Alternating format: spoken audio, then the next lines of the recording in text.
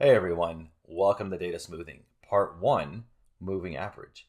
So we've just begun a new part of the course, and I've opened up notebook number 4, Data Smoothing. So this notebook contains several smoothing methods, and in this video I'm going to cover the simple one called Moving Average. So smoothing will be done before we model the data formally, which will come up in the future notebooks. And you'll see the reason that we do smoothing is that there is quite a lot of variation in the daily data.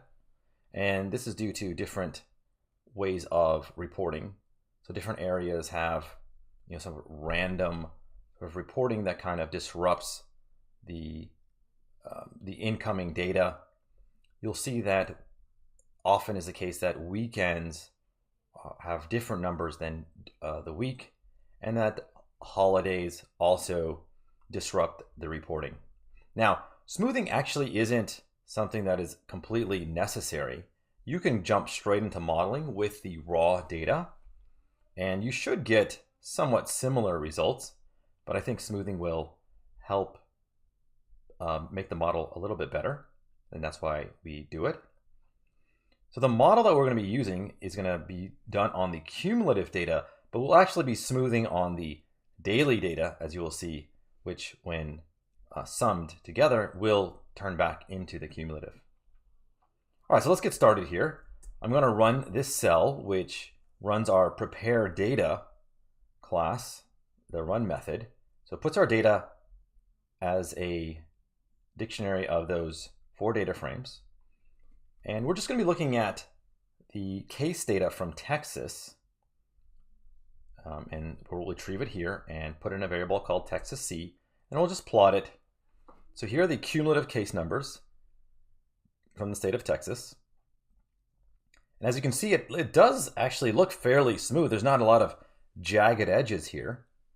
Notice real quick that this is not 2.5 cases. This is actually 2.5 to the times 10 to the 6. So this is 2.5 million. And so this is cumulative cases. This will always increase. If we look at daily cases, and we get it by calling the diff method in pandas. So there are 0 daily cases in the very beginning. And so before we actually graph the daily cases, we'll do a little bit of manipulation here. We'll find the last time that there were 0. So the day right before the first recorded case was March 4th, 2020. And then we just filter for that. And now when we take diff, what will happen is we'll just take the diff from this series, and which will make the very top one null, which is fine because there was no data on that day. And so now we just have the daily cases from the very first day of recorded case. All right, so let's plot this. So this is daily cases, and it's from that, it's March 5th date where the very first case was recorded. And as you can see, it's very jaggedy. And there are a few reporting spikes. This is probably not a real number of cases that happened on these couple of spikes over here. And you'll see that there's lots of, jagged up and down movement. And we'll see that this is because of the difference in weekend reporting versus during the week. You can see here there's like a low spike in end of December, and this is likely due to the holiday season, Christmas, New Year's area. So this is the data that we would like to smooth out. All right, so there are many different smoothing methods, more than just the 3 listed here, but this video will just cover moving average. And in later videos, we will cover low S. So what is a moving average? Well, it's just the mean of a window of points. So what we're going to do is we'll look at a single point and then look at the points to the left and the points to the right. That'll form the window, and then we'll take the mean of that window as the value for the new point. Now, how do we choose the window size? Do we look back 5 days? Do we look back 10 days? So what we're going to do here is a very test for seasonality by looking at the number of cases per day, per weekday. So here we can see that is very, it's not an even distribution. So there is some seasonality, and usually the term seasonality, you think of, seasons of the year, but you can use it for any sort of repeating period of time. So a week can show seasonality. And so it looks like, Monday and Sunday and Saturday are all low. And the way the data is reported is that it is one day off. So Monday typically refers to the cases on Sunday, and so forth. Sunday refers to the cases on Saturday. So Tuesday is where the highest number is, and where a lot of the weekend data finally gets reported. And then it slowly drops off back into the weekend. So what we'll do is, since it seems like, a 1 week is a sensible amount of time to use as the smoothing, we will set the window size to be 7 days. And we do this in pandas with the rolling method. We set the window size as the first argument, and we will center it.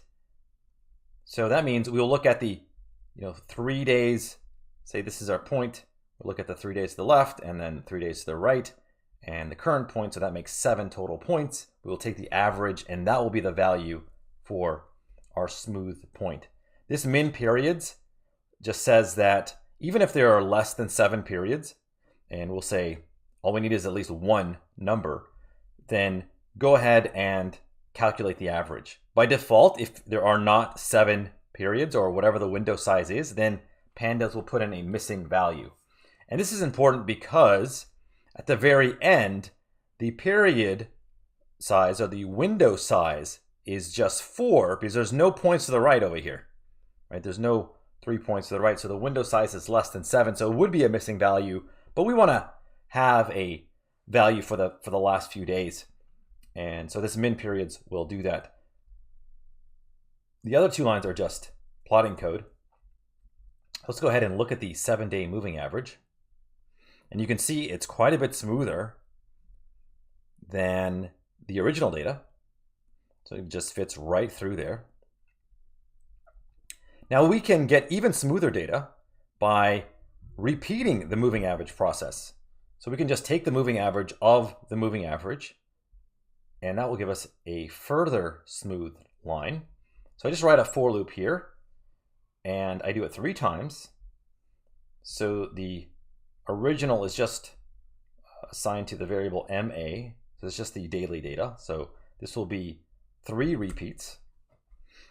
So we look over here, and you can see it's gotten smoother still.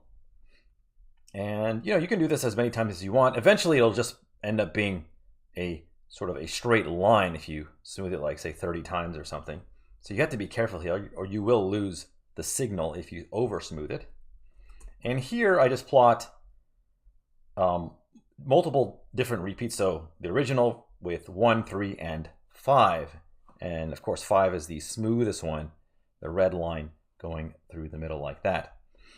Now, so it looks pretty good, but we're not going to be modeling on the daily data. We're going to be modeling on the cumulative data. So what we're going to do is we're going to get back the cumulative data by using the cumulative sum method in pandas.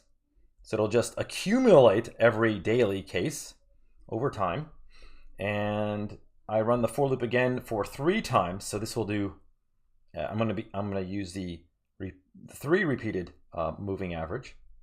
And let's see the cumulative here. And it's also plotted against the original, but you can't really see the original because the smooth line goes over it. And the original wasn't that unsmooth to begin with because it contained cumulative data. So it looks like the orange line, the smooth data does look like it does provide a good fit for it, or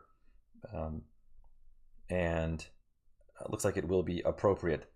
Okay, so that's how you do moving average smoothing. It's simple with pandas.